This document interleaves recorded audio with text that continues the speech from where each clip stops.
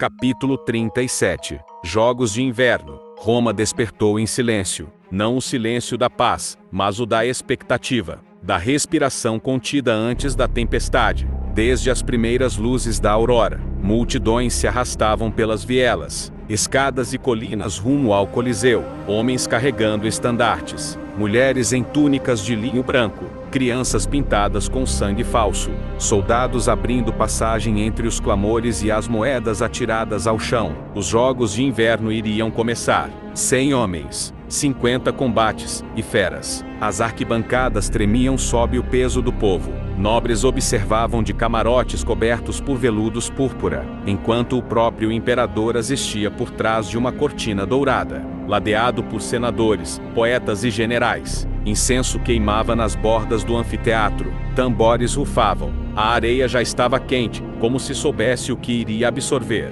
No centro da arena, sob o olhar atento de 60.000 almas, ergueu-se uma plataforma. Lá, surgiu Decimus Aurelius Varro, vestindo branco e vermelho como um sacerdote da guerra. À sua esquerda, estava o pontífice Máximo. À direita, um veterano do exército com o rosto marcado por cicatrizes. Varro abriu os braços. Cidadãos de Roma, sua voz era como o trovão das colinas. Hoje, os deuses descem do Olimpo para se banhar no sangue dos ímpios. Hoje, 100 homens e dezenas de feras se entregarão ao julgamento da lâmina e do destino. Os fracos cairão como folhas no outono. Os fortes erguerão seus nomes sobre os corpos dos vencidos. Fez uma pausa. Que os deuses banqueteiem-se com o espetáculo. Acidente vascular encefálico Roma, gritou a multidão. O chão tremeu. E então, as portas da arena se abriram. As lutas começam. Luta após luta. Os corpos colidiam como martelos em bigornas.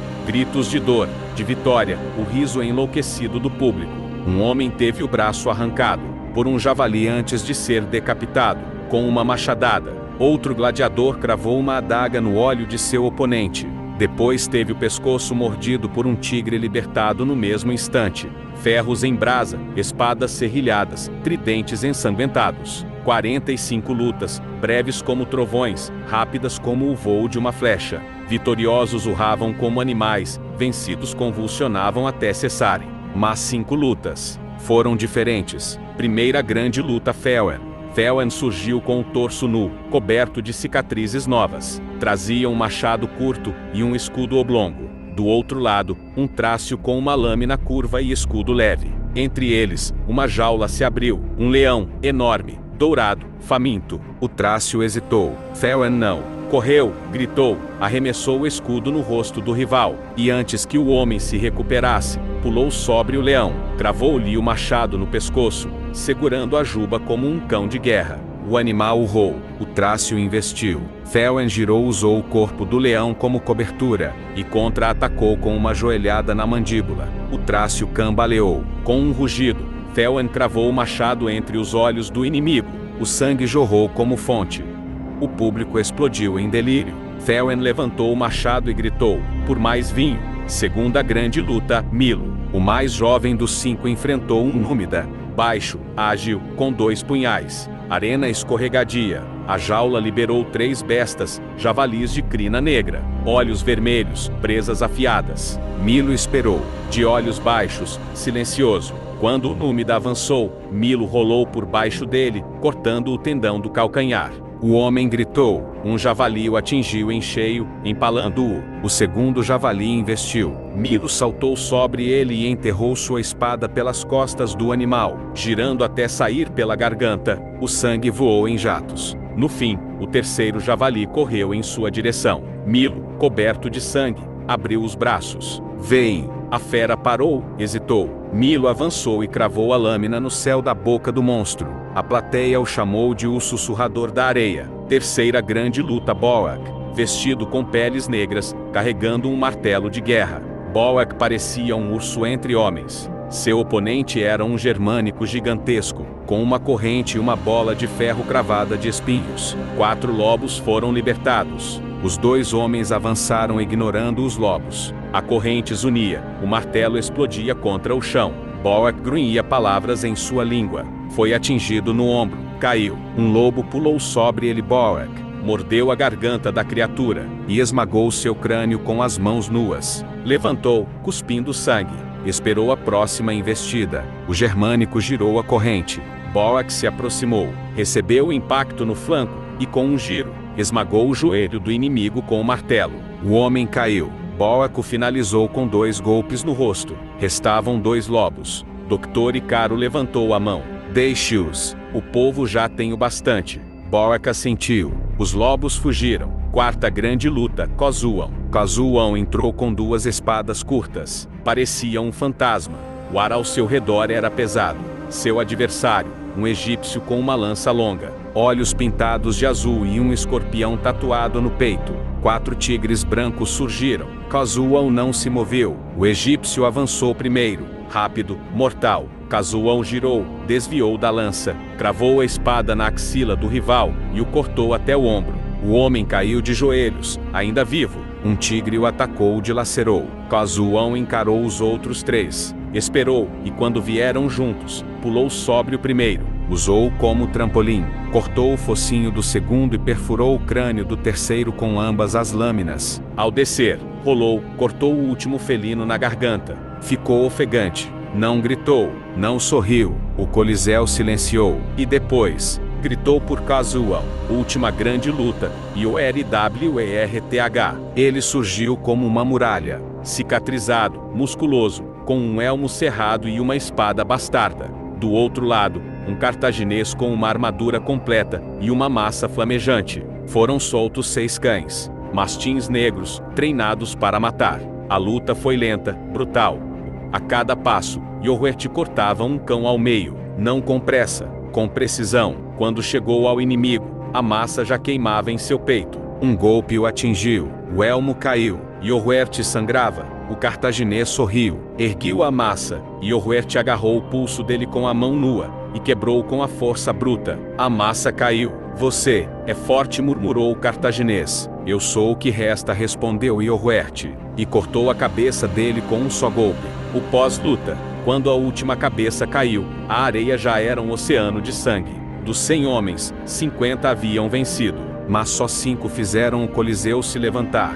Kozuan, Yoruert, Boak, Feren, Milo. O povo os chamou por um novo nome, os deuses do inverno. Mas no coração deles, entre os ossos doloridos e o fôlego quebrado, só restava uma certeza: a arena ainda não havia terminado com eles, apenas começado. A noite caiu sobre Roma como um véu de bronze. No Ludus Maximus, o sangue dos jogos ainda manchava as sandálias dos servos. Mas os corpos vitoriosos estavam de volta banhados, tratados, perfumados. A arena jazia em silêncio lá fora, mas ali dentro, os deuses caminhavam. A festa era inevitável. Varro havia ordenado banquetes, paredes decoradas com guirlandas de louro, cântaros transbordando de vinho, assados fumegantes, frutas silvestres, perfumes do Oriente. Havia música, flautas, símbolos, vozes suaves e havia mulheres, de todos os cantos do império, adornadas com joias falsas e olhos de verdade. Riam, dançavam, bebiam com os homens que, horas antes, haviam matado como lobos. Feren jogava caroços de azeitona em taças. Milo estava deitado, rindo alto com uma cortesã nos braços. Boak, sem dizer uma palavra, comia com as mãos, como se ainda estivesse em guerra. Yoruert permanecia afastado, observando, sempre observando. E Kozuan não se movia. Estava parado, na sombra de uma coluna, quando a viu. Ela não sorria. Não era uma cortesã, nem uma serva vulgar. Era uma escrava. Trazia jarros de vinho nas mãos, os pés descalços, as roupas simples. Mas os olhos eram de um âmbar líquido, como o mel do Egito ao sol. Seus cabelos caíam em espirais negras até a cintura, e seus gestos eram silenciosos, graciosos como as águas do Nilo. Ela olhou para ele uma vez, depois outra, depois desviou. Kozuan não desviou, seguiu-a com os olhos até que, num gesto quase involuntário, caminhou atrás dela, no pátio mais escuro do Ludus. Entre os corredores de pedra e os jardins de sombra, ela parou. Ele parou também, não disse nada. Ela virou-se devagar. Medo e curiosidade duelavam no rosto dela. Qual o seu nome? Perguntou Kozuan, em tom baixo. Ela hesitou. A voz saiu como um sopro. Nefrete, Cosiual repetiu em silêncio, Nefrete, como uma prece. Você me viu lutar? Ele perguntou. Ela assentiu. E não teve medo? Tive, respondeu, mas não por mim. Casuão se aproximou mais um passo. Por que então? Ela não respondeu, apenas o encarou. Naquela noite, não houve toque, não houve desejo carnal. Apenas dois corpos imóveis sob a luz das tochas, e um silêncio que dizia tudo. Na manhã seguinte, o sol mal tocava os telhados de Roma quando Casual se levantou. Estava desperto antes dos outros. Cruzou os pátios vazios, sentindo o frio na pele ainda marcada. Procurou por ele. Encontrou treinando, como sempre, Dr. Icaro, sozinho, ensanguentando um espantalho de palha. Com golpes que pareciam vindos do Rendes, Casual aguardou. Não interrompeu. Quando Caro parou, ofegante, com o corpo suando como um cavalo de guerra, Casual falou. Preciso de um favor. Caro virou lentamente, um dos olhos semicerrados. O outro ausente, apenas carne e cicatriz. Fale. Casual respirou fundo. A escrava egípcia, Nefrete, quero que ela fique por perto. Que não seja tocada por outros homens. Que tenha comida, abrigo. Quero que seja tratada como diferente. Caro o fitou por longos segundos. Você quer uma amante? Perguntou sem ironia. Quero que ela não sofra, respondeu Casual. Só isso. Silêncio. Caro olhou para o chão, depois para o céu, tossiu, cuspiu. Varro decide isso, mas deu um passo à frente. Eu falo com ele. Casual assentiu. Obrigado. Caro inclinou a cabeça. Cuidado com o que deseja, rapaz. Roma tem o dom de destruir tudo o que é belo. E voltou aos treinos. Casual permaneceu ali por mais um tempo, em silêncio. O vento sacudia as bandeiras vermelhas. Seus dedos tocaram o cabo da espada, mas em sua mente não havia guerra, só o nome dela, Nefrete, do outro lado do Ludus, longe do vinho, das mulheres e das risadas abafadas. Yoruert sentava-se no chão frio, as costas apoiadas contra uma parede de pedra nua. O sol da manhã ainda não tocava o pátio, e o mundo estava cinzento, como o aço das correntes que delimitavam a sua cela. Estava de olhos fechados. Não dormia. Viajava, na escuridão por trás das pálpebras. Reconstruía as paisagens que já havia esquecido, o campo úmido da sua vila, a curva do rio onde pescava quando era criança, o cheiro de pão fresco que Énora preparava nas manhãs de feira. Imaginava os passos de seu irmão Clórias, os risos tímidos de Brida, os sermões gentis de Esua e, acima de tudo, o rosto do pai. Sexto, sentia a falta dele como se lhe faltasse um braço, um lado do peito. O pai não era apenas pai, era sua âncora, sua origem, seu norte. No silêncio daquele pátio estrangeiro, Yoruert se perguntava o que Sexto estaria fazendo naquele exato momento. Estaria vivo? Estaria livre? Ou Roma já havia coberto também aquele nome de poeira? Ele apertou os punhos. Não era raiva o que sentia. Era um buraco, um vazio fundo que nem mesmo o sangue na arena conseguia preencher. Nem a vitória, nem os gritos, nem os deuses.